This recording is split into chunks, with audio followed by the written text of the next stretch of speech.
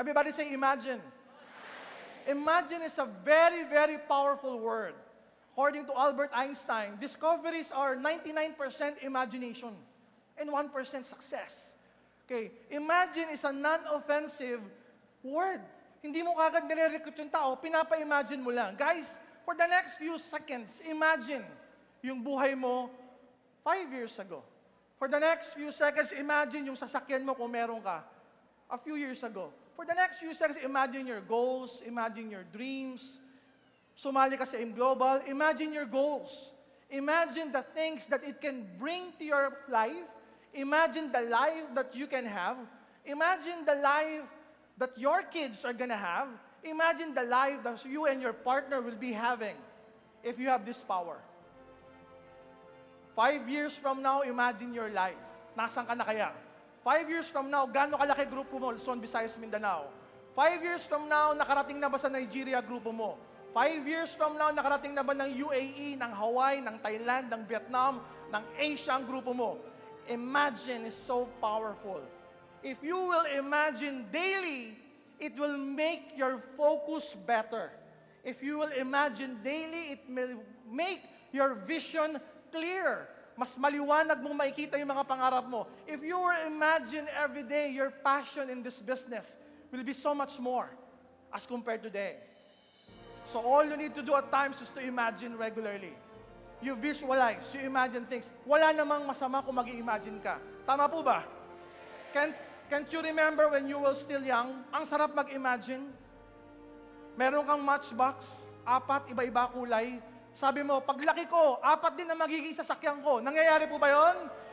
Di ba? Paglaki mo, ay, mahirap lang pala kami, tricycle driver lang ako. And then you stop imagining things. That's the sad thing with us. When we stop imagining, we stop growing. Now, if you're gonna imagine every day, if you're gonna imagine every week, you imagine your dreams, you imagine your families, you imagine your goals, you imagine everything that you want to be in your life, you can fastly and steadily achieve an income that will buy into your dreams. And I'd like to finish this with a story. There was this young boy. Grade 5 siya sa isang mababang paaralan ng Francisco F. Benitez. School sa Makati. Grade 5 tong batang to. And as a boy, merong tinatawag na Boy Scout. Familiar po ba kayo sa Boy Scout? Etong grade 5 na batang to, naging Boy Scout. Sabi niya, gusto ko one day maging scout leader ako. Sad to say, dun sa school nila, ang mga nagiging scout leader lang, grade 6. Eh siya grade 5 lang. So hindi siya pwede maging scout leader. So there was a time, nagkaroon ng gathering lahat ng Boy Scout. Inter-district, there were literally thousands of Boy Scouts in those convention. Ang sinabi ng scout master, yung pinakamataas na Boy Scout na medyo may edad na, okay guys, develop and organize your group. Lahat ng grade 6, magkaroon kayo ng kanya-kanyang grupo. Create your own team. Create your own group. And this young boy, na grade 5 lang, sabi niya, how I wish, how I imagine na kahit grade 5 lang ako, may grupo ako. Kahit grade 5 lang ako, maging scout leader ako. Now, this is a true story. Yung mga grade 6 na grupo-grupo na. Yung isang grade 6, sabi niya, oh, tayo, tawag sa grupo natin, Tiger Team. Tayo, tawag sa grupo natin, Lion Team. Tayo, tawag sa grupo natin, Dragon Team. Nagkaroon ng maraming grupo-grupo. Ngayon, itong grade 5, natira siya. Tapos may natira din ng mga ibang mga estudyante. Mga grade 3, grade 4, grade 5, yung mga 4 na taon na nag-grade 6. Ngayon, magkakahalo sila doon, nakatayo lang. Walang kumukuha sa kanila to be part of the group. Ngayon, sabi ng scout master, oh, bakit wala kayong kagrupo? Sabi ng isa, scout master, wala pong kumukuha sa amin, ayaw yata nila sa amin. Sabi ng scout master, tinuro yung boy. Oh, ikaw, anong grade mo na? Scout master, grade 5 lang po ako. Pwede na yan. After 1 year naman, mag-grade 6 ka na. Oh, ikaw, ang siyang scout leader, scout master ng grupo mo. Bahala ka. Gumawa kayo ng grupo, pangalanan mo yung grupo mo. E di yung boy, after imagining all of these things, tuwang-tuwa siya sa wakas. Scout master na ako, scout leader na ako, pwede na akong bumuo ng grupo. Eh yung mga kagrupo niya, yun na nga, yung mga dapat high school, grade 4 pa rin. Tapos yung iba masyadong bata, grade 3, grade 4 lang. Sinabi, oh, sige ako leader ha, ang pangalan ng grupo natin is Scorpio Team. Sabi ng mga bata, bakit Scorpio? Eh kasi nakuha na nila lahat ng mga pangalan eh. May dragon na, di ba? Meron ng tiger, may lion na. Tayo, Scorpio na lang. Kasi during that time, uso yung Scorpio Knights. 1972. Totoo po ito. I was telling you, this is a true story. Ngayon, dumating yung Scoutmaster, yung matanda. Pagdating ng gabi, sabi ni Scoutmaster, guys, we will play a game. We will play a game. May hawak na stick yung Scoutmaster. Ngayon, the game is like this. Kapag tinuro ko yung stick sa grupo nyo, you will create the sound of your group. Yung Scoutmaster, tinuro doon sa Dragon Team. Sabi ng Dragon Team, Rrrr! Yung Scoutmaster, tinuro sa Lion Team, Rrrr! Yung Scoutmaster, tinuro doon sa Monkey Team, Meow! Ngayon, naubos na lahat ng team. Ngayon, pagturo ng Scoutmaster doon sa grupo ng Scorpio Team, pinagpapawisan na sila. Sabi ng mga groupmates niya, leader, ano ba tunog ng Scorpio?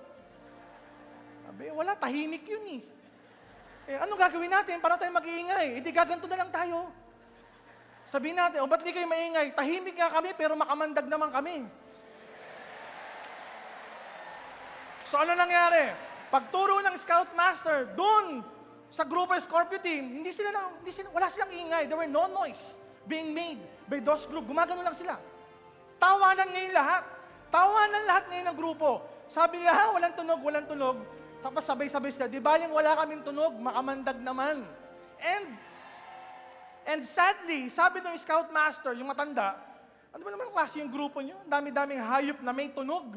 Ba't kumuha kayo ng hayop na walang tunog? Kayo yung mga tira-tira sa grupo. Kayo yung mga dapat high school na, nasa elementary pa. Tapos yung leader nyo, grade 5 pa.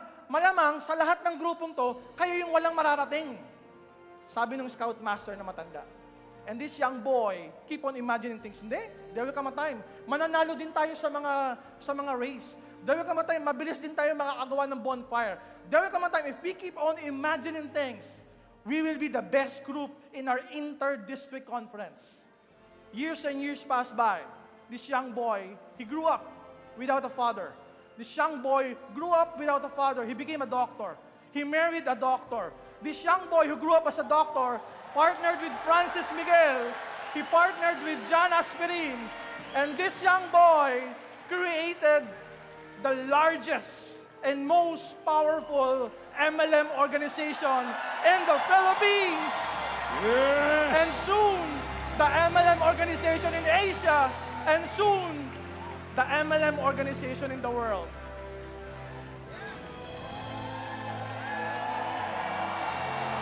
Isang milyon! 2 milyon! 3 milyon! Milyong palakpak! Ladies and gentlemen, what I'm asking you to do is to imagine. What I'm asking you to do is to imagine. Because deep within me, there's always this young Boy Scout who keeps on imagining things every day. Someday, we're gonna start in Nigeria. Someday, we're gonna start in Indonesia. Someday, we're gonna start in Malaysia. Someday, we're gonna conquer the whole world.